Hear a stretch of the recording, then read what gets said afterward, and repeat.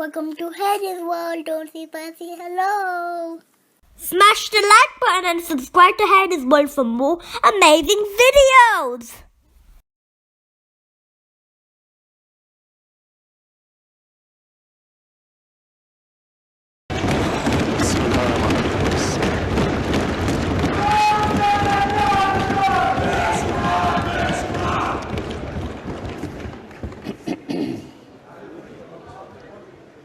बिस्मिल्लाहिर्रहमानिर्रहीम इय्याका नअबुदु व इय्याका नस्तईन। मैं सबसे पहले अपनी एलाइड पार्टीज़, अपने इत्तेहादियों का दिल से शुक्रिया अदा करता हूँ कि अभी भी और हर मुश्किल वक्त में जिस तरह आप मेरे साथ खड़े रहे, आपका बहुत बहुत शुक्रिया। मैं अपने पार्लियामेंटेरियंस, अपनी टीम का, मैं आपका शुक्रिया अदा इस तरह करता हूं कि मैंने जो आपकी कल शाम को जो आपके हालात देखे तो मुझे ये एहसास हुआ कि आप सबको बड़े दिल से तकलीफ़ थी कि जो हमारा वो सेनेट का ये इधर हफीज़ शेख के इलेक्शन में जब हारे हैं, तो मैं जो आप सबको देखा तो मुझे बड़ा अच्छा लगा। मुझे एक टीम आप में नजर आई और इंशाअल्लाह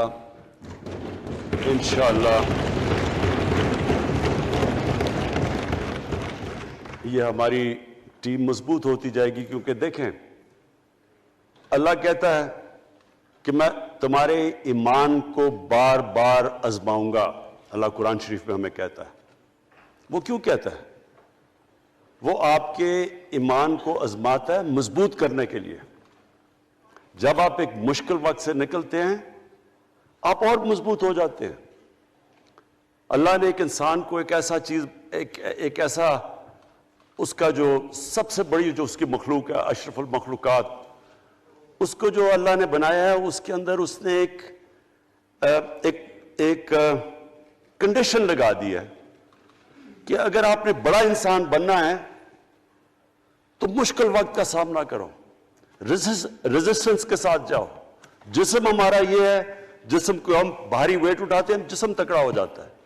ज़हन को जितना हम आजमाएंगे और आजमाइशों में डालेंगे, सबसे बड़ा जो पावर हाउस है वो हमारा ज़हन है, वो और तकड़ा हो जाता है, इंसान तकड़ा हो जाता है। पार्टी भी तब तकड़ी होती है जब वो मुश्किल वक्त से निकलती है। आपने किसी को तबाह करना है तो उसको आराम की जिंदगी दे दो, वो तबाह हो जाता है, डिके कर जाता है इंसान। तो मैं अपनी पार्टी को आज खराज तहसीन पेश करता हूं कि आप इस मुश्किल वक्त से निकले। बड़े मुझे इंडिविजुअल MNAs का पता है कि उन्होंने कितनी कोशिश की यहाँ पहुँचने के लिए, आज इस वोट के लिए। तो मैं और मुझे कईयों की तबीयत भी ठीक नहीं थी, तो मैं आप सबका आज शुक्रिया अदा करता हूँ। आज मैं अपनी पार्लियामेंट्री पार्टी के साथ भी, और जो मेरी आवाम आज ये देख रही है, मैं उसके सामने जो बात रखना चाहता हूँ वो ये कि देखें, हमें ये कभी भूलना नहीं चाहिए कि ये पाकिस्तान क्यों बना था। वो एक अंग्रेजी का एक फ्रेज है कि नेशंस विदाउट विजन डाई। कौम का जब अपना मकसद अपने नजरिए से पीछे हटती है, मर जाती है कौम। कौम में किसी मकसद के लिए बनती है। हम अपने वो जब तक वो पता नहीं हमें, हम अपने बच्चों को नहीं बताएंगे, खुद हम जो आज लीडरशिप है, मेरा गलती से हाथ इधर चला गया, इधर तो इधर की लीडरशिप मैं कह रहा हूं, जो हमारी लीडरशिप है उसको पता होना चाहिए कि ये बहुत बड़ा अजीम ख्वाब था पाकिस्तान का। इलामा इकबाल को नहीं पता था कि अगर पाकिस्तान बनेगा तो आज जिस तरह हमारे 20 करोड़ मुसलमान हिंदुस्तान में रह जाएंगे, तो वो तो सारे पाकिस्तान में नहीं आ सकते थे।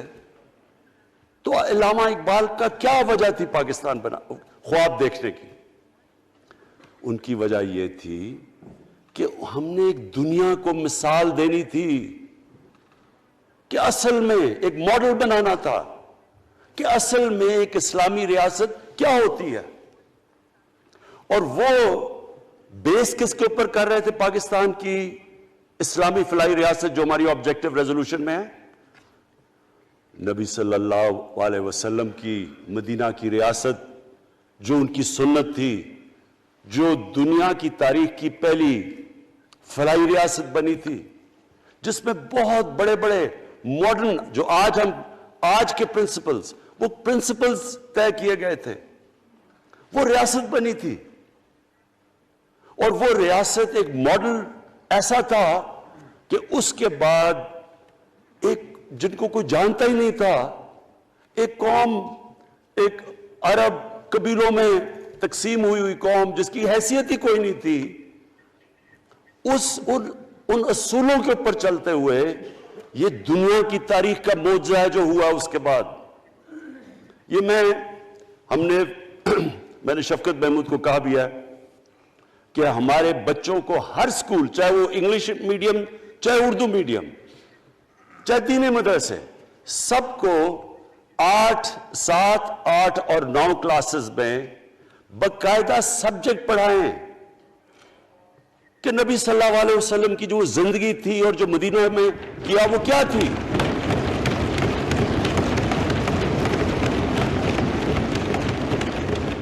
تاکہ ان کو پتہ چلے کہ اس ملک کا مقصد کیا تھا. بڑے لوگ جو پاکستان نہیں چاہتے تھے وہ کیا کہتے تھے؟ وہ کہتے تھے کہ پاکستان تو بن گیا تو آپ نے تباہ, جو مسلمان ہندوستان میں رہ گئے ان کو آپ نے سیکنڈ کلاس سٹیزن بنا کے چھوڑ دیا. آج بیچارے مسلمانوں سے کیا ہو رہا ہے وہاں؟ تو وہ لوگ کہتے ہیں کہ اگر پاکستان نہ بنتا تو مسلمانوں کی زیادہ طاقت ہونی تھی. ایک ہندوستان میں اس طرح مسلمانوں کا برا حال نہیں ہونا تھا جو آج ہے. یہ ایک آرگیومنٹ دی جاتی ہے. اور اگر ہم پاکستان کو جس مقصد کے لیے بنا تھا اگر ہم ادھر نہیں لے کے جائیں گے تو وہ ٹھیک کہہ رہے ہیں. یہ تو نہیں تھا کہ وہاں ٹاٹا برلا تھے جو اربوں پتی اور یہاں یہ شریف اور زرداری اربوں پتی بن جائیں, اس لیے تو نہیں پاکستان بنا تھا. یہ بڑی ہمیں ری الائن کرنا چاہیے اپنے نظریے کی طرف, ہمیں اپنا رخ چینج کرنا چاہیے واپس کہ یہ بڑا عظیم خواب تھا پاکستان کا. اور وہ جو تاریخ تھی, وہ جو اصول انہوں نے سیٹ اپ کیے, جن لوگوں کی حیثیت ہی نہیں تھی, یہ تاریخ کا حصہ ہے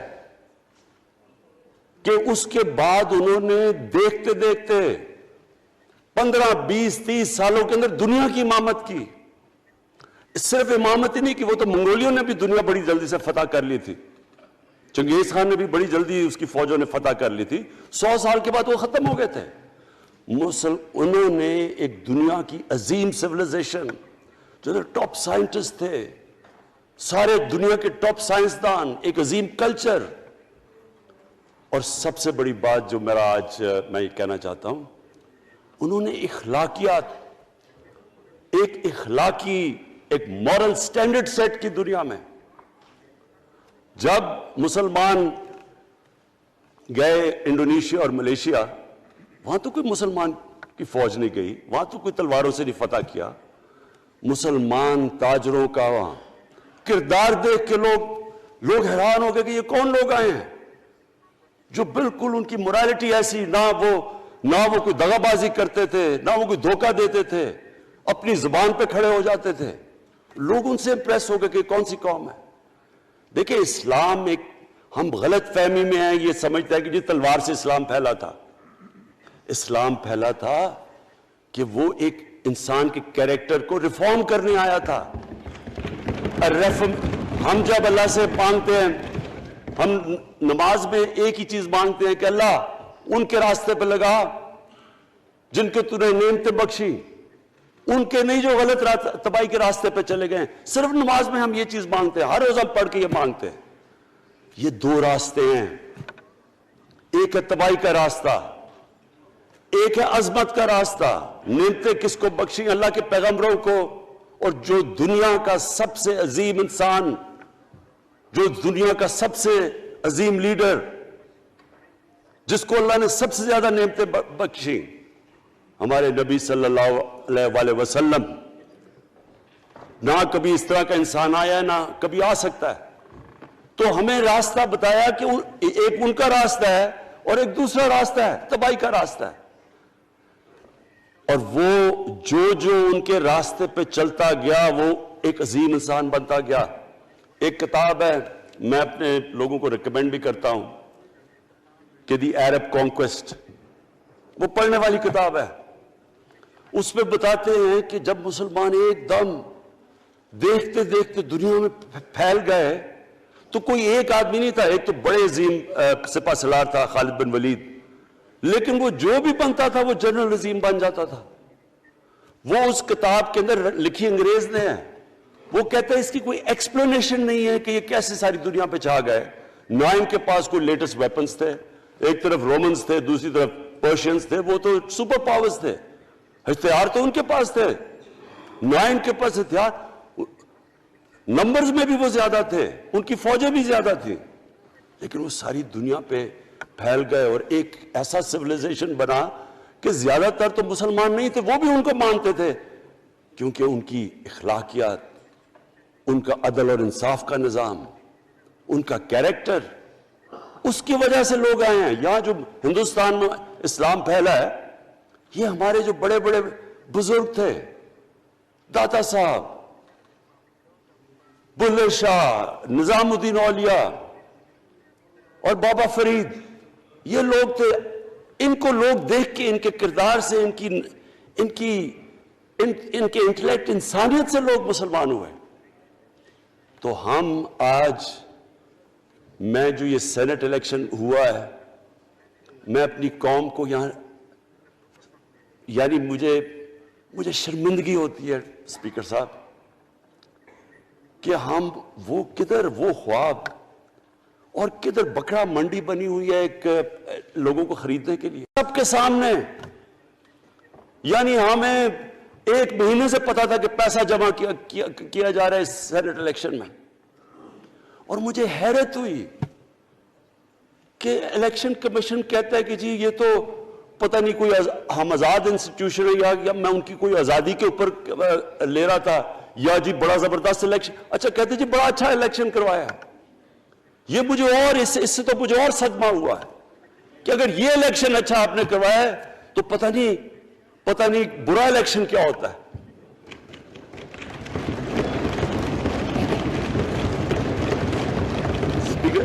اسپیکر صاحب یہ دیکھیں، مجھے یہ افسوس یہ ہوتا ہے کہ ہم ایک چیز سمجھتے نہیں ہیں، ہم کہتے ہیں جی ہمارے معاشی حالات بہت برے ہیں، دیکھیں جی ہماری ڈیفیسٹ تھے، یہ ہمارے کرنٹ اکاؤنٹ، یہ جو بھی ہم کہتے ہیں قرضے چڑھے ہوئے ہیں، یہ جو قرضے چڑھے ہوئے ہیں یہ ایک بیماری کے سمٹمز ہیں، بیماری کچھ اور ہے۔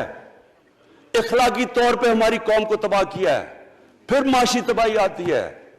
آج مجھے ایک ملک کا بتا دیں جس کی اخلاقیات اوپر ہو، جن کے مورل سٹینڈرڈز اوپر ہوں اور وہ غریب ہو، ایک ملک مجھے بتا دیں، اور کوئی ملک مجھے بتا دیں جتنا مرضی پیسہ ہو، وسائل ہو، سب کچھ ہو، لیکن وہاں کی بھی جو لیڈرشپ کرپٹ ہو، وہ مجھے بتا دیں کہ اس میں خوشحالی ہو۔ دیکھیں یہ ساتھ ساتھ جاتا ہے۔ اس وقت کیا ہوا تھا مدینہ کی ریاست میں؟ کیا انہیں کوئی سونا تیل مل گیا تھا؟ کیا ہوا تھا؟ کوئی ان کے پاس کوئی پیسے آ گئے تھے؟ کیسے وہ اوپر اٹھ گئے تھے؟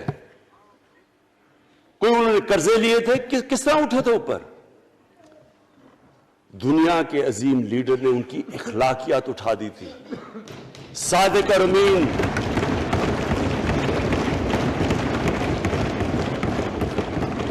ایک قوم انہوں نے ہمیں بتایا، ہمیں قرآن میں اللہ حکم کرتا ہے کہ ان کی سنت پہ چلو۔ اللہ جب ہمیں کہتا ہے ان کی سنت پہ چلو، کیا ہم اللہ کو کوئی فائدہ پہنچا سکتے ہیں؟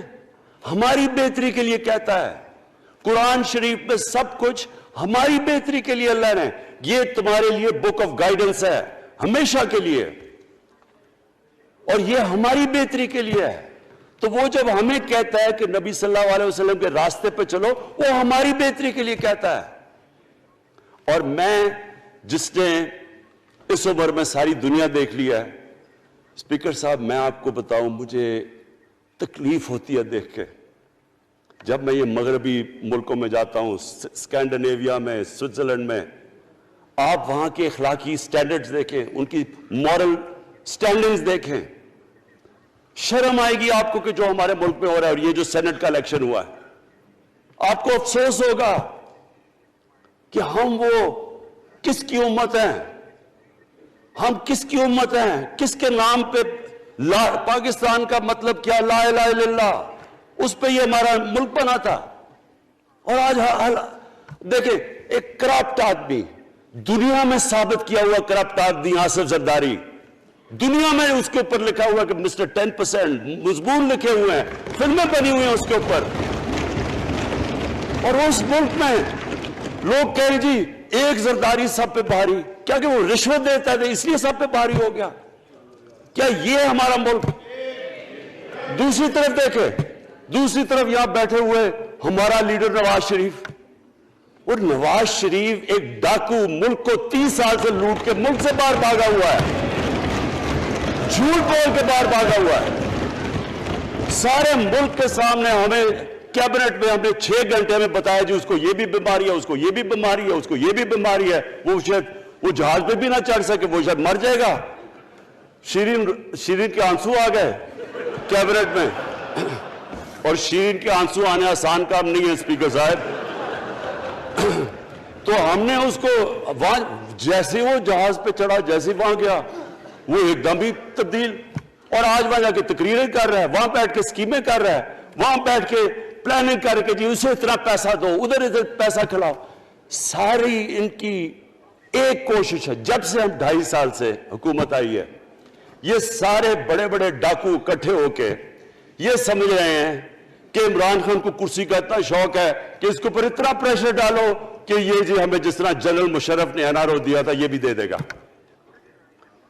جنرل مشرف، فوج اس کے نیچے، عدلیہ اس کے کنٹرول میں، ساری میں کیونکہ میں ادھر ممبر پارلیمنٹ تھا اپوزیشن نہ ہونے کے برابر، جو اپوزیشن کے اندر جو مین آدمی تھا فضل الرحمان وہ اس کے ساتھ ملا ہوا تھا، وہ 2 نمبر ہمیشہ سے تھا، رائٹ؟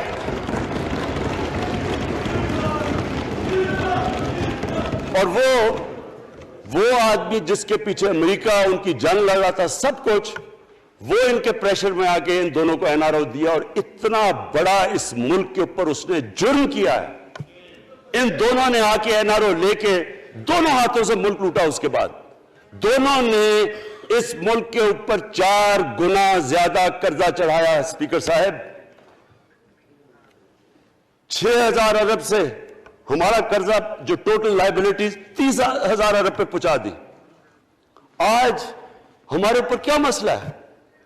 ہمیں یہ قرضوں کی قسطیں دیتے ہوئے بیچارے لوگوں کے اوپر بوجھ ڈالنا پڑتا ہے۔ یہ جو مہنگائی ہے اس کے بعد میں بعد میں بات کرتا ہوں، لیکن پہلے یہ بات کمپلیٹ کر لوں کہ دیکھیں اسپیکر صاحب، میں یہ 2.5 سال سے تماشے دیکھ رہا ہوں۔ یہاں پہلے دن پرائم منسٹر بن کے پرائم منسٹر تقریر کرنے جا رہا ہے، کھڑے ہو کے تقریر نہیں کرنے دی۔ کیوں تقریر نہیں کرنے دی؟ کیونکہ ان کو پہلے دن سے ڈر تھا کہ یہ ہمارے جو کرپشن کے کیسز یہ معاف نہیں کرے گا۔ کرپشن کے کیسز ہم نے نہیں بنائے تھے اسپیکر صاحب، یہ سارے ان کے دور کے کیسز بنے ہوئے ان کے اوپر۔ آپس میں تو ان کا مکہ تھا، اپنا نیب کا چیئرمین آپس میں مل کے کیسز ان کے بند کر رہا ہے۔ عدلیہ اس وقت کی عدلیہ وہ ان کے ہاتھ میں تھی، ان کو تو مسئلہ ہی کوئی نہیں تھا۔ وہاں $60 ملین آصف زرداری کا سوئٹزرلینڈ میں پڑا ہوا ہے، وہ جج کہہ رہا ہے کہ واپس لے کے آؤ۔ وہ یوسف رضا گیلانی جو یہاں سے سینیٹر بنا ہے، وہ پاکستان کا $60 ملین پڑا ہوا ہے سوئٹزرلینڈ میں، وہ جج کہہ رہا ہے کہ واپس لے کے آؤ، وہ کہتے نہیں جی میں نہیں خط لکھتا۔ بھئی آپ کے باپ کا پیسہ تھا، پاکستانی قوم کا پیسہ تھا، اس کے اوپر وہ ڈسکوالیفائی ہو جاتا ہے۔ وہ ایسے پھر ہے جس طرح نیلسن منڈیلا کا ڈسکوالیفائی ہو گیا۔ स्पीकर साहब, मैं ये चीजें आपको इसलिए बता रहा हूं, मैं तो इनको 30 साल से जानता हूं। देखें, जब तक हम इस मुल्क में अपनी अखलाकियात ठीक नहीं करेंगे, मॉरल स्टैंडर्ड्स ठीक नहीं करेंगे, जब इस तरह के इलेक्शन होंगे कि खुल के पैसा चल रहा है और हम कहेंगे नहीं जी वो पटवारी क्यों पैसे लेता है, तो वो थानेदार क्यों पैसे लेता है, वो सरकारी नौकर, वो तो बेचारा जो निचला तबका है वो तो वाकई जिस तरह शेख रशीद ने कहा है, महंगाई जो बढ़ी है, बेचारे लोगों की तनख्वाह में गुजारा नहीं हो रहा। उनको हम कह रहे हैं कि आप बिल्कुल ईमानदार बने, और ये जिनका इतना इनके पास पैसा है स्पीकर साहब, मैं आपको यकीन से कहता हूं इनको खुद नहीं पता कि इनका कितना पैसा बाहर पड़ा है। इतने 30 साल से चोरी कर रहे हैं ये पैसा, और 30 साल से पैसा चोरी करके अब इनकी कोशिश ये है कि इमरान खान के ऊपर प्रेशर डालो सारे चोर मिलके कि जी कभी हम गवर्नमेंट गिरा देंगे, कभी हम वो निकलाते हैं वो। आप सोचें फैटफ के ऊपर, अब फैटफ हमारी वजह से तो नहीं फैटफ पे हम ग्रे लिस्ट में आए, ये तो नून लीग के दौर में ग्रे लिस्ट में आए हैं। अब अगर फैटफ की ब्लैक लिस्ट में पाकिस्तान जाता है तो यहां सबको पता है कि सैंक्शन लग जाएंगी, तो आगे मुश्किल से हमने इकोनॉमी को स्टेबलाइज किया, मुश्किल से। अगर ब्लैक लिस्ट में जाता है तो इकोनॉमी सीधी नीचे।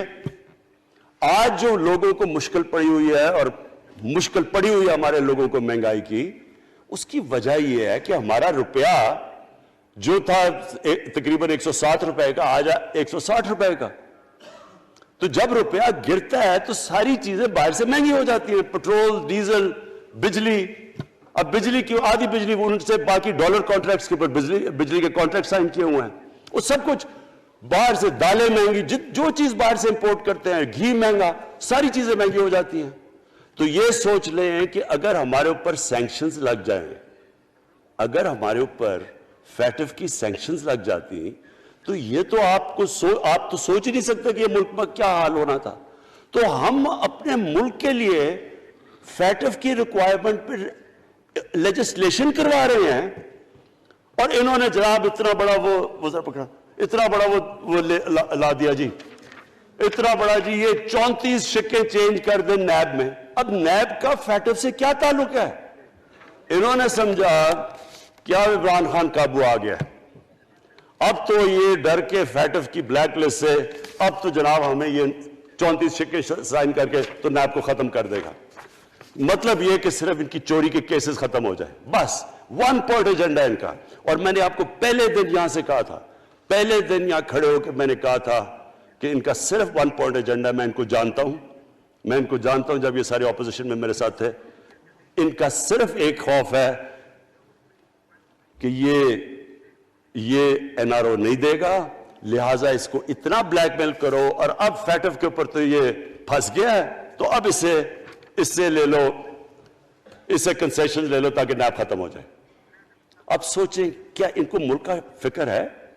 क्या इनको नहीं पता था कि क्या होना है अगर फैटफ की ब्लैक लिस्ट पे चले जाते हैं?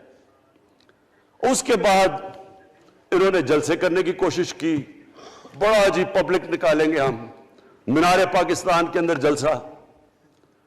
मीनार पाकिस्तान का ये जानते नहीं। देखें, इनके भी आ गए एक शहजादा एक शहजादी जिन्होंने जिंदगी में कभी काम किया नहीं है, ना उनको पता है कि स्ट्रगल होती क्या है। जनाब मीनार पाकिस्तान खुद ही अखबारों के अंदर अपने आप को पैसे खर्च करके, अखबारों में जरा नुमाया करके, जनाब इन्होंने मीनार पाकिस्तान में जलसा कर लिया। अब मैं तो जानता हूं मीनार पाकिस्तान, और मैं तो अपने लाहौर को भी जानता हूं, मैं तो अपने लाहौर शहर को भी जानता हूं। वो लाहौर शहर मुल्क का कोई पैसा चोरी किया हो उसके खिलाफ तो निकलेगा, लेकिन बड़े बड़े डाकू अगर वो समझ रहे हैं कि अपनी चोरी बचाने के लिए लाहौर शहर को निकालेंगे, तो वही हुआ जो इनके साथ मीनार पाकिस्तान में हुआ। अब आके जो डॉक्टर फहमीदा मिर्जा ने बड़ा अच्छा आपको एक्सप्लेन किया। उन्होंने बताया कि ये क्यों जरूरी था ओपन बैलेट। उन्होंने बताया कि इलेक्शन कमीशन की तो रिक्वायरमेंट है कि ऑनेस्ट हो, फ्री और फेयर इलेक्शन हो। तो इन्होंने 2008 में चार्टर ऑफ डेमोक्रेसी में कहा हुआ कि जी ओपन बैलेट होनी चाहिए, दोनों पार्टीज ने। और उसके बाद एकदम वहां से دونوں سب ادھر سے بھاگ کے اور کہتے نہیں جی خفیہ بیلٹ ہونی چاہیے.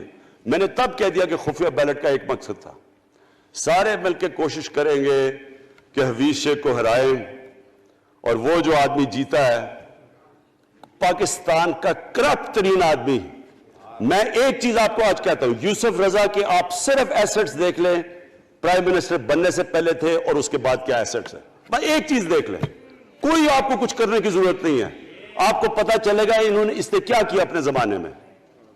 تو اس کو لا کے یہاں بٹھا کے تو جناب انہوں نے سارا پیسہ لگا کے, اور ہمیں سب پتا تھا کیا ہو رہا ہے, اور اس کو جا کے جناب انہوں نے ہروا دیا حفیظ شیخ کو. اب کیا پیغام گیا سارے ملک میں اس کا, میں نے کیوں یہ آج ووٹ آف کانفیڈنس لی ہے, اس کا کیا پیغام گیا دنیا میں؟ سارے لوگوں کے سامنے اوپن ہارس ٹریڈنگ, لوگوں کو راتوں کو کال کر رہے ہیں, یا میں تو خاص داد دینا چاہتا ہوں, میرے ممبرز بیٹھے ہیں, خواتین بیٹھی ہیں جن کو کالیں گئی ہیں رات کہ جی 2 کروڑ سے ریٹ شروع ہوگا, ہم اب آپ کو آگے پیسے دیں گے. ان کو ساروں کو پیسے آفر کر رہے ہیں. اور پھر اگر میں صرف الیکشن کمیشن کو ایک چیز کہنا چاہتا ہوں, آپ مہربانی کریں پاکستان کی ایجنسی سے صرف ایک سیکرٹ بریفنگ لیں, آپ ان کو اندازہ ہوگا کتنا پیسہ چلا اس الیکشن کے اندر, پتہ چلوائیں کیا ہوا اس الیکشن میں, تاکہ آپ اس طرح کی سٹیٹمنٹ نہ دیں کہ جی ہماری کوئی آزادی ختم کر رہی ہے. میں آپ کی آزادی ختم کر رہا ہوں یہ کہہ کے آپ کے کہ یہ جو الیکشن میں ہوا ہے. اسپیکر صاحب, میں آج اس اوکیزن کے اوپر, کیونکہ مجھے اس پہ کافی, میں 2.5 سال یہ بڑی چیزیں برداشت کرتا رہا ہوں, اور میں اس لیے صبر سے کرتا رہا ہوں کیونکہ ملک اتنا ہمارا مشکل میں ہے. جو ہمیں ٹائم ملا جب میری گورنمنٹ آئی, میں آپ کو یقین سے کہتا ہوں کہ ساری زندگی میری تو سٹرگل میں گزری. جو بھی آپ انسان کسی چیز میں کمپیٹ کرتا ہے, اگر آپ نے ملک میں اپنے سب سے ٹاپ 11 کھلاڑیوں میں پہنچنا ہے تو ایک بہت سارے ملک میں مقابلہ کر کے آپ وہاں پہنچتے ہیں, اس میں ایک بڑی سٹرگل ہوتی ہے, اونچ نیچ ہوتی ہے بڑی. اور پھر اگر آپ کو دنیا کے لیول پہ آپ کو اپنا, اگر آپ کو منوانا ہے, اس کی اور ایک سٹرگل ہوتی ہے. اور میری اس سے زیادہ بڑی سٹرگل تھی کہ ایک آدمی جا کے ہاسپٹل بنانے کی کوشش کرے, اور وہ بھی کینسر ہاسپٹل, تو ایک وہ بہت بڑی سٹرگل تھی. پھر پالیٹکس میں لمبی سٹرگل رہی ہے, اکیلا تھوڑا سے لوگوں کے ساتھ شروع ہوا تھا, اور سٹرگل کر کے 14-15 سال تو مذاق اڑتا تھا میرا, سارے ہنستے تھے جب نام سنتے تھے میرا.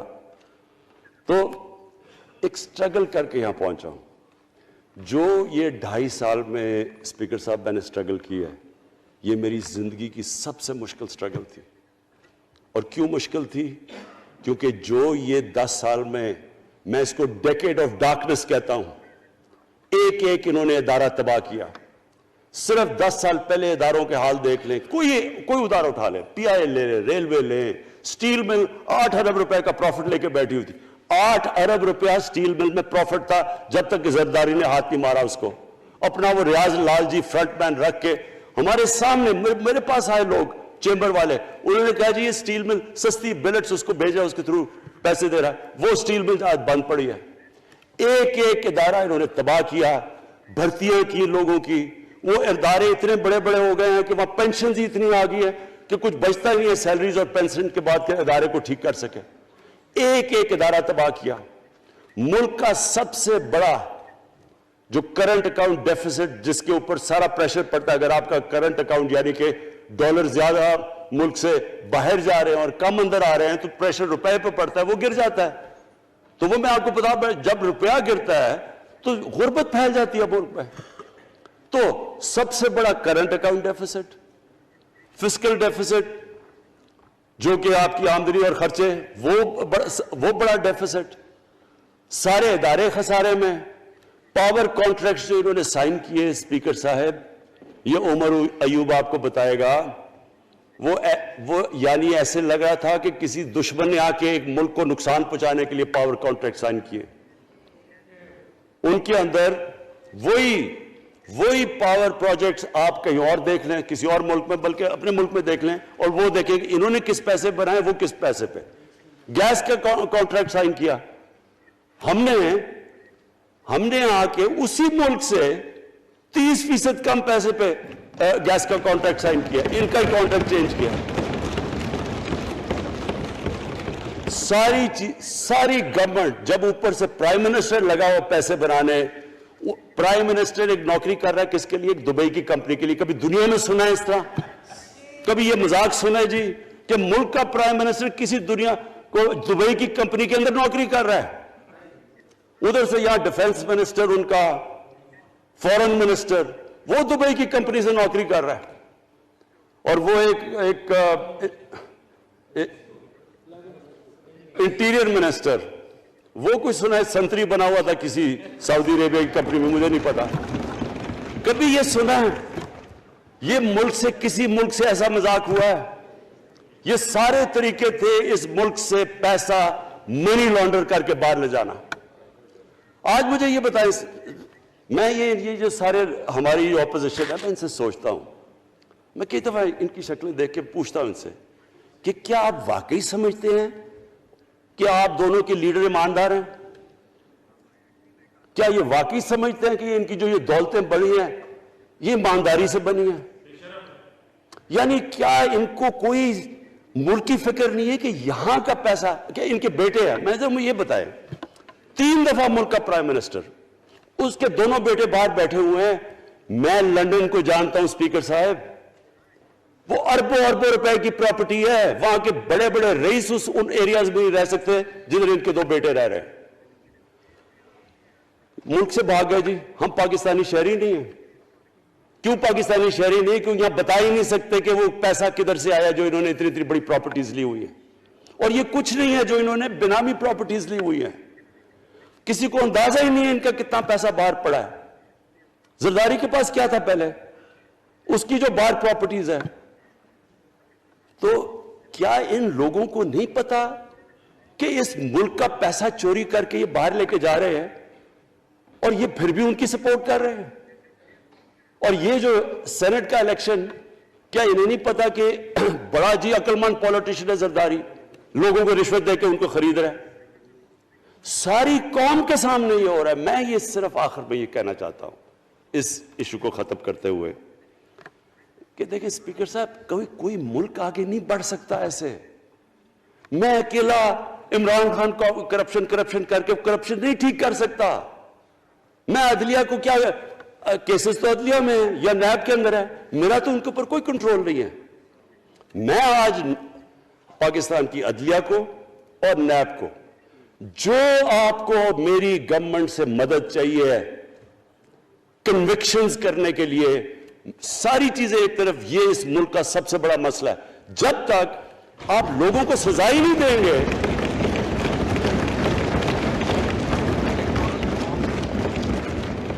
جب تک لوگوں کو سزا ہی نہیں ملیں گی. دیکھیں جی, کسی معاشرے میں جب سزا اور جزا ہی نہیں ہے, صرف غریب آدمی جیل میں جائے, طاقتور جلسے کرنے شروع ہو جائے کہ جی مجھے این آر او دو, وہ نیب کے عدالت سے نکلتے ہیں, پھول پھینک رہے ہیں ان کے اوپر. اربوں روپے کی چوری کی ہوئی ہے انہوں نے. وہ تو اسپیکر صاحب, میں ایک معاشرہ کرپشن کے خلاف لڑتا ہے.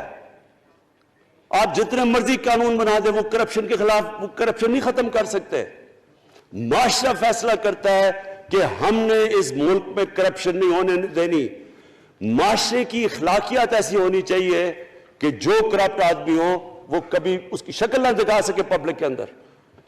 جو میڈیا کا رول ہے, میں اپنے میڈیا والوں کو بھی کہنا چاہتا ہوں, جو اسحاق ڈار سے کیا تھا ہارٹ ٹاک میں اسٹیون سیکر نے, وہ ہر جگہ یہ ہوگا. آپ جب بھی کسی بھی مغربی معاشرے میں کسی نے پبلک کا پیسہ چوری کیا, اس کی جرات نہیں ہوگی ٹی وی پہ جانے کے لیے. میں نے تو وہاں دیکھا ہوا ہے, بڑے بڑے نام, ایک دھبا لگتا ہے آپ کے اوپر کرپشن کا کیس, آپ سارے میڈیا سے باہر ہو جاتے ہیں. یہاں ہر روز شام کو بیٹھ کے اربوں روپے کی کرپشن کی ہوئی ہے, ان کو کسی نے قتل کیے ہوئے ہیں, اور آرام سے بیٹھ کے جراوہ میں لیکچر دے رہے ہوتے ہیں. اسپیکر صاحب, معاشرہ لڑتا ہے. اس کے اندر ہمیں سب کو مل کے اپنے ملک کو اگر بچانا ہے, معاشی طور پہ بھی بچانا ہے, پہلے ہمیں اپنے اخلاقی سٹینڈرڈز ٹھیک کرنے پڑیں گے. سارے ملک کو مل کے لڑنا پڑے گا.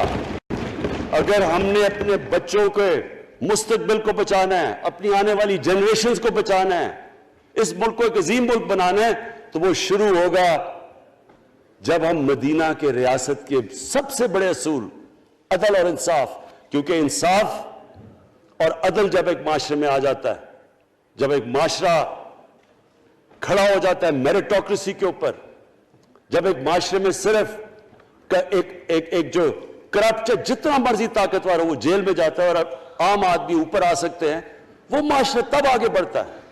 تو میں صرف اس کے اوپر یہ کہنا چاہتا ہوں کہ مجھے ساری قوم کی اس میں مدد کی ضرورت ہے. میں اپنی ساری زندگی کوشش کر چکا ہوں اور کرتا رہوں گا. میں تو اپنی پارٹی کو یہ بھی کہا تھا کہ اگر میری پارٹی ساری بھی چھوڑ دے, میں اکیلا بھی ان کے خلاف لڑتا رہوں گا. میں تو کبھی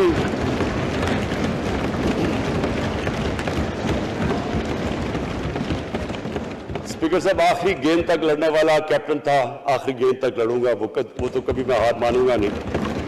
لیکن یہ وقت آ گیا ہے کہ ملک کو اپنے آپ کو بچانا ہے, آنے والی جنریشنز کو ہم نے بچانا ہے. ہم تب تک نہیں کر سکتے انفارچونیٹلی جب تک ہم سب مل کے فیصلہ کریں کہ یہ جو اوپر بیٹھے ہوئے ہیں جنہوں نے 30 سال سے ملک کو چوری کر رہے ہیں, ان کو ہم بجائے وہ صحافی جا کے کہہ رہے ہیں جی ہائی کورٹ کے اندر کی جی اس کو تقریر کرنی دینی ہے, وہ نیلسن منڈیلا جو باہر بیٹھا وہ تقریر کرنا چاہیے جی, پتہ نہیں عوام کو سننا چاہیے کہ وہ یہاں سے بھاگا کیسے, اس کے پیسے کیسے. یعنی کہ میں حیران ہو گیا تب. اور اب اسپیکر صاحب میں صرف مختصر بات کر دوں آگے کی. دیکھیں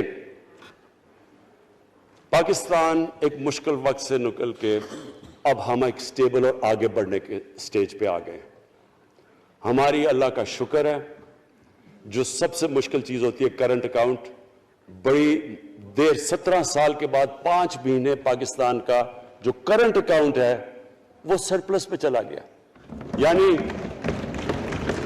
ہمارے جتنے ملک میں ڈالرز آ رہے ہیں اور جتنے باہر جا رہے ہیں, اللہ کا کرم ہے زیادہ ڈالرز آ رہے ہیں. ہمارا روپیہ خود ہی, ہم پیسے نہیں لگا رہے اس کو, خود روپیہ اسٹرینتھ گین کر رہا ہے. یہ بڑا امپورٹنٹ ٹائم ہے کہ اس وقت, اور یہ اس کے باوجود کہ اس ملک میں کرونا ہوا, ساری دنیا کی اکانومیز کرونا میں بری طرح متاثر ہوئی, اس کے باوجود اوپر والے کے کرم خاص طور پہ. اور میں کہوں گا کہ ہماری جو ٹیم تھی, ہمارا جو جس طرح ہم نے مانیٹر کیا اور جس طرح ہم نے ڈیٹا بیس گیدر کیا اور ہم نے ہر ایک چیز فالو کر کے ہم نے جیسے اپنے لوگوں کو بچایا ہے. میں خاص طور پہ اپنی ٹیم یاسد عمر کا اور ہماری جو ٹیم تھی اپنے ڈاکٹر فیصل میں ان کو خاص طور پہ خراج تحسین پیش کرتا ہوں. تو اس مشکل وقت سے بھی آپ دنیا میں دیکھیں اور جس طرح پاکستان نکلا. اب دیکھیں آگے ہمارا چیلنج کیا ہے. ہمارا چیلنج یہ ہے کہ ہم اپنی جو ایکسپورٹس ہیں ان کو بڑھائیں, کیونکہ صرف گروتھ ایک ہی طرح ہوتی ہے ایکسپورٹ لیڈ. اللہ کا شکر ہے کہ بیرون ملک پاکستانیوں نے ریکارڈ پیسہ پاکستان بھیجا ہے جو کہ ہمارے ملک میں آیا ہے ریمیٹنسز کے. اب ہم نے انویسٹمنٹ کے اوپر لگے ہوئے ہیں. اس وقت سب سے زیادہ کمپنیز رجسٹر ہوئی ہیں SECP میں. اس کا مطلب کہ نئی انویسٹمنٹ پاکستان میں آنے والی ہے, لوگ تیار ہو گئے انویسٹ کرنے کے لیے. ہمارا صرف مسئلہ اسپیکر صاحب ایک ہے بجلی کا. یہ بڑا مسئلہ ہے. کانٹریکٹ مہنگے سائن کیے ہوئے, جو کانٹریکٹ سائن کیے ہوئے ہیں جس پہ وہ بجلی پروڈیوس ہو رہی ہے, بدقسمتی سے وہ اگر بجلی کی قیمت بڑھاتے ہیں تو لوگ آگے اور مشکلوں میں پڑے ہوئے ہیں. بجلی کی وجہ سے سب چیزیں مہنگی ہو جاتی ہیں. نہیں بڑھاتے تو قرضے, وہ جو گردشی قرضے ہیں وہ بڑھتے جا رہے ہیں. ہمارا ایک یہ چیلنج ہے. اس کے اوپر صرف اپنی قوم کو بتانا چاہتا ہوں کہ باقاعدہ ہم ہر طریقہ سوچ رہے ہیں کہ ہم نے اس میں سے کیسے ہم نے اپنے لوگوں کے اوپر بوجھ کم کرنا ہے. ایک تو میں اپنی ٹیم کو یہ بھی کامیابی دیتا ہوں کہ بڑی دیر اور مشکلوں سے IPPs کے ساتھ ہم نے نئے کانٹریکٹ سائن کیا جس کے اندر بہت پاکستان کا پیسہ بھی بچے گا اور جو آگے جا کے قرضہ بڑھنا تھا وہ نہیں بڑھے گا. جو میرے اوپر سب سے زیادہ پریشر ہے اس وقت اسپیکر صاحب وہ ہے مہنگائی کا. مہنگائی میں نے آپ کو بتا بھی دیا کہ مسئلہ ایک جب آپ کے روپیہ گرتا ہے تو جب چیزیں مہنگی ہو جاتی ہیں ایک وہ ہے. لیکن میں اپنی قوم کو صرف ایک چیز کہنا چاہتا ہوں کہ سب سے زیادہ اس وقت میری حکومت ایک ہی چیز پہ لگی ہوئی ہے کہ ہم کس طرح لوگوں کے اوپر مہنگائی کا بوجھ کم کریں. اس کے لیے ہم بڑی بڑی چیزیں آپ کے سامنے لے کے آئیں گے آنے والے دنوں میں, جس میں کوشش یہ ہے کہ ہم اپنے ملک میں جو سارا نچلا طبقہ ہے ان کو سبسڈائز کریں, اپنے اساس پروگرام کے ذریعے ان کو ڈائریکٹلی ہم فنڈ کریں. یہ انشاءاللہ آپ کے ساتھ آئے گا. ابھی میں نے ایکسپیریمنٹ ایک اور شروع کر دیا, وہ ایک ہفتے تک ابھی ٹرائل پہ ہے کہ ہم ایک پروگرام لے کے آ رہے ہیں کوئی بھوکا نہ سوئے. ہم نے خاص کچنز بنائے ہیں, ایریاز چوز کیے ہیں جدھر سب سے زیادہ بھوک ہے, تاکہ ہم کم از کم جب تک ہماری ملک اٹھتا ہے اوپر, ہم کم از کم ان تک کھانا پہنچائیں کہ ہمارے ملک میں کوئی بھوکا نہ سوئے. اور یہ پوری میں کیمپین شروع کرنے لگا ہوں. ہیلتھ کارڈ پنجاب کے اندر اور پختونخوا میں, پختونخوا کی گورنمنٹ کو تو میں خاص مبارک دیتا ہوں کہ انہوں نے سارے اپنے پختونخوا کے لوگوں نے خاندانوں کو کور کر لیا ہیلتھ انشورنس سے. یہ بڑے بڑے امیر ملکوں میں بھی ایسا نہیں ہوتا کہ ہر ایک خاندان کے پاس 10 لاکھ روپے کی انشورنس ہوگی, کسی بھی ہسپتال میں جا کے اپنا علاج کروا سکیں. میں خاص طور پہ محمود خان اور آپ کی کیبنٹ کو مبارک دیتا ہوں. پنجاب کیونکہ بہت بڑا ہے, انہوں نے بھی فیصلہ کر لیا ہے. عثمان بزدار آپ کی اور آپ کی ٹیم کو میں خاص مبارک دیتا ہوں کہ اس سال کے اینڈ تک وہ سارے پنجاب کے اندر ہیلتھ کارڈ پہنچا دیں گے. یہ ایک عام آدمی کے لیے سب سے بڑی, کم از کم جیسے جیسے ہم اپنے ملک کو اٹھا رہے ہیں تو کم از کم ہم لوگوں کی بنیادی ضروریات پوری کریں. اور جو کسان ہیں جی, کسانوں کے لیے ایک بڑا زبردست پروگرام لے کے آ رہے ہیں. اس کے اوپر بھی ہمیں بڑا برین سٹارمنگ کی ہے کہ کیسے ہم کسان کی مدد کر سکتے ہیں. پرابلم تو ہمارے پاس یہ ہے نا کہ جتنا ہم پیسہ اکٹھا کرتے ہیں آدھا پیسہ قرضوں کی قسطوں پہ چلا جاتا ہے, تو پیسہ کم بچتا ہے. لیکن ہم نے فیصلہ کیا کسانوں کے اوپر ہم خاص زور دینے لگے ہیں, تاکہ وہ بعد میں بات کروں گا. تو 2 چیزیں اور جی. دیکھیں, میں قوم سمجھتی ہے نا کہ اب ہم کیسے یہ جو قرضے ہمارے اوپر چڑھے ہوئے ہیں ان سے کیسے نکلنا ہے. اس سے صرف ایک ہی طریقہ نکلنے کا کہ ہم اپنے ملک میں دولت کے اندر اضافہ کریں, ویلتھ کریشن کریں. اس کے لیے ہم کیا کرنے جا رہے ہیں؟ اس کے لیے ہم نے میگا پروجیکٹس بنائے ہوئے ہیں. ایک ہے راوی سٹی لاہور, دوسرا اس وقت ایک والٹن کے اوپر ایک ہم بزنس سینٹر بنانے لگے ہیں لاہور کا, وہ بہت میگا پروجیکٹ ہے. اور پھر تیسرا جو ہے ایک جزیرہ بنڈل آئلینڈ کراچی سے تھوڑے 1-2 کلومیٹر کے فاصلے پہ. ان سے یہ کیوں کرنے جا رہے ہیں, میں صرف لوگ سمجھیں کہ کیوں. ایک تو یہ ہمارے شہر پھیلتے جا رہے ہیں, جتنا شہر پھیلتا جائے گا نہ آپ ان کو سیوریج دے سکتے ہیں, نہ پانی دے سکتے ہیں, نہ صفائی کر سکتے ہیں. تو جو دنیا کے ماڈرن سٹیز ہیں وہ اوپر جاتے ہیں, یعنی وہ بلڈنگ اوپر جاتی ہے, بجائے اگر آپ پھیلتے جائیں تو مشکل ہو جاتا ہے سرو کرنا. تو ایک تو ماڈرن سٹیز پہلی دفعہ بنا رہے ہیں پاکستان میں اسلام آباد کے بعد. ایک وہ راوی سٹی, وہ بہت ضروری ہے. اس سے لاہور کا جو پانی نیچے جاتا جا رہا ہے وہ ہم وہاں بیراج بنا کے پانی اس کا بچانے لگے ہیں. اور دوسرا ماحولیات کے لیے وہاں ہم بہت بڑے پیمانے پہ اربن فارسٹ اور درخت اگانے لگے ہیں, کیونکہ وہاں لاہور میں بہت بڑا پرابلم ہے اس کا. وہی بنڈل آئلینڈ کا بھی مقصد یہ ہے کہ وہاں سارا سیوریج جا رہا ہے کراچی کا, اس کی سیوریج کو ٹریٹ کریں اور ایک ماڈرن سٹی بنائیں, بجائے کراچی پھیلتے پھیلتے حیدرآباد پہنچ جائے, ایک پوری اوپر سٹی بنائیں جو ایک ماڈرن سٹی ہو. تو لیکن اس کا اصل مقصد یہ ہے کہ اس سے پیسہ جنریٹ ہوگا, اربوں کھربوں روپیہ ہم جنریٹ کریں گے, اور اس پیسے سے ہم پھر یہ قرضے واپس کریں گے. اور دوسری چیز, باہر سے انویسٹمنٹ آئے گی. بیرون ملک پاکستانی جو سب سے بڑا ملک کا احساس ہے, وہ باہر آ کے وہ ان کے اندر انویسٹ کرنے کے لیے تیار ہے, ان بڑے بڑے پروجیکٹس کے اندر. اور جیسے فورن ایکسچینج آئے گا, ہمارے ریزروز بڑے ہوں گے, ہمارا روپیہ سٹیبل ہوگا. اور اس سے جو ویلتھ کریشن ہوگی اس سے ہم پھر اپنے قرضے واپس کریں گے. اس کے علاوہ 50 سال کے بعد 2 بڑی ڈیمز بن رہی ہیں. پاکستان کی تاریخ میں صرف 2 بڑی ڈیمز تھیں, اب یہ 2 اور بادشاہ ڈیم اور ممن ڈیم بنا رہے ہیں. لیکن مجھے جو آخر میں بات کہنی ہے اسپیکر صاحب وہ یہ کہ پاکستان کو آگے بڑھنے سے کوئی نہیں روک سکتا انشاءاللہ.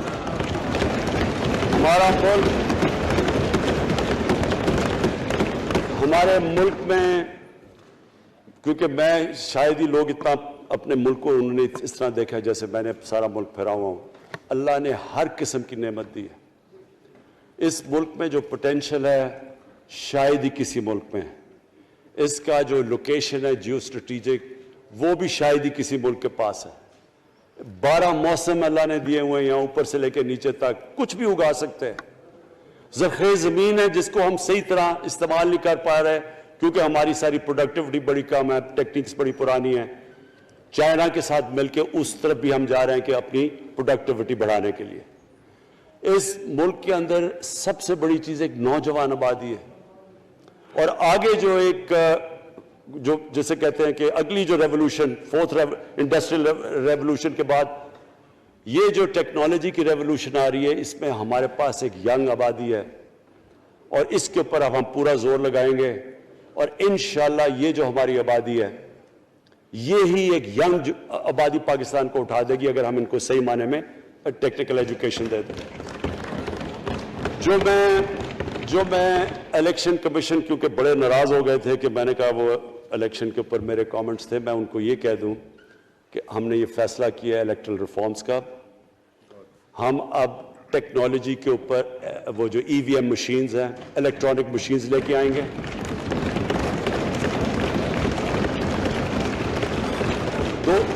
دو چیزیں کر رہے ہیں. اوورسیز پاکستانیز کے لیے آپ پورے لگے ہوئے ہیں کہ اوورسیز پاکستانیز بھی ووٹ ڈال سکیں, اور دوسری چیز الیکٹرانک مشینز لے کے آ رہے ہیں. اور کیونکہ یہ الیکٹرانک مشینز کے بغیر ہمیں الیکشنز نہیں کرنے چاہیے, نہیں تو جو ہارتا ہے وہ کہتا جی داندلی ہو گئی. ہم نے اس طرح کا سسٹم لے کے آ رہے ہیں کہ امریکہ کے اندر جب ڈونلڈ ٹرمپ نے کہا کہ الیکشن میں داندلی ہوئی ہے, سارے انہوں نے جب الیکشن کھولا تو ایک بھی وہ نہیں ثابت کر سکے داندلی ہوئی کیونکہ الیکٹرانک مشینز تھی, ان کے پاس وہ سسٹم تھا.